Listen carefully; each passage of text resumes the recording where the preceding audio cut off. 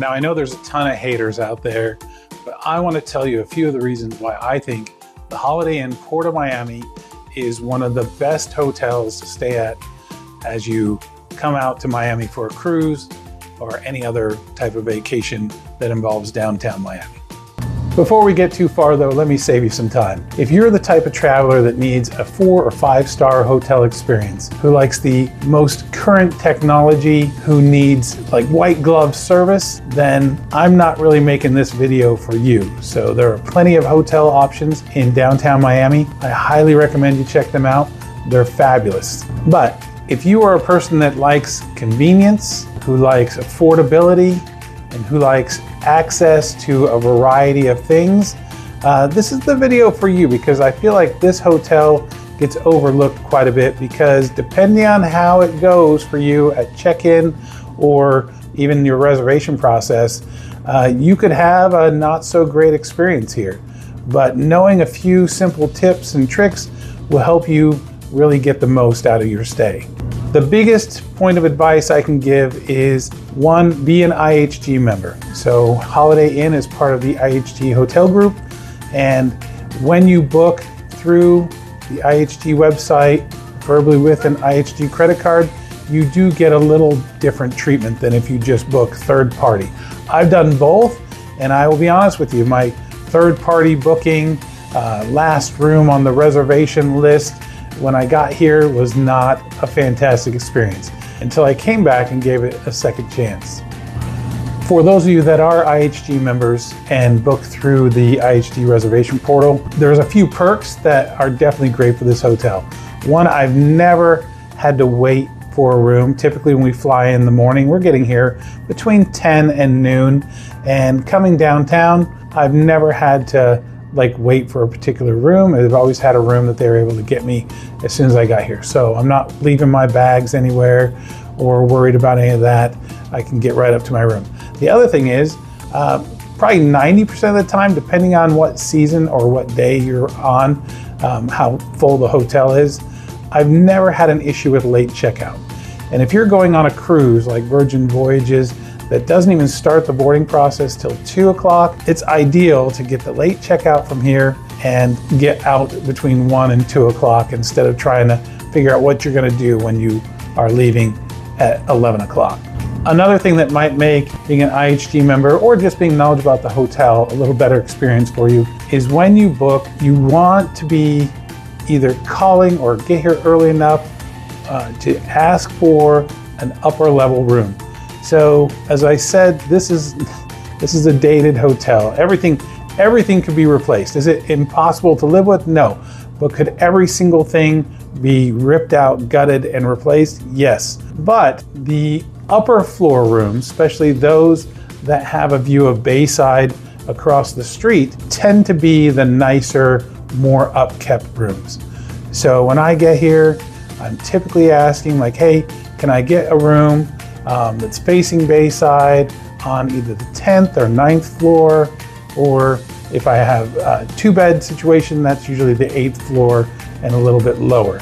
So getting that upper level floor, getting something that's facing Bayside, that's gonna help you be comfortable that you're gonna get a decent room. And that kind of leads us into what I think is one of the most important points of this hotel, and that is location and access. So you are directly across the street from Bayside Marketplace, which is phenomenal. You walk across the street, you've got all sorts of restaurants, activities, boat tours, everything just right next to your hotel. Another great thing about it is that right outside the hotel front door is a bus stop. So Miami has a fantastic public transportation system. You can either jump on the bus or you can go get on the trolley, which is a free trolley system that crisscrosses all around the area. Another great public transportation idea is the People Mover. The Miami People Mover kind of runs, it's an upper level type of train, moves through the city, and that has a stop directly behind the hotel. So you just go out, go behind the hotel, and you have the Bayside stop. You just go up that set of stairs, get on there, and you can access a lot of different areas in the city, and that's completely free as well. The hotel is also very close to the port, so I can see the ship right outside my window. Every time I sail, I can see all the other ships out there. And if I want, and typically I do, like to go take a walk in the morning of our sailing, and there is a bridge to the port, and you can just go over 2 intersections, go up, and get a good look at all the ships. And in an emergency situation, I would say you probably could walk there from this hotel, though I wouldn't recommend it unless you just had a backpack or a small carry-on bag, because it is quite a hill and quite a little bit of navigation. Now, if you didn't feel like walking to the port from here, which is completely understandable, you've got a couple options. If you're packing really light and heading to the port at a strange off time, the Coral Way trolley, which is free, actually picks up right across the street at Bayside and will take you over to the port area. So it doesn't visit every single ship terminal, so you might want to check into that depending on what ship you have. I know for Virgin Voyages it will stop right in front of that and pick you or drop you off there.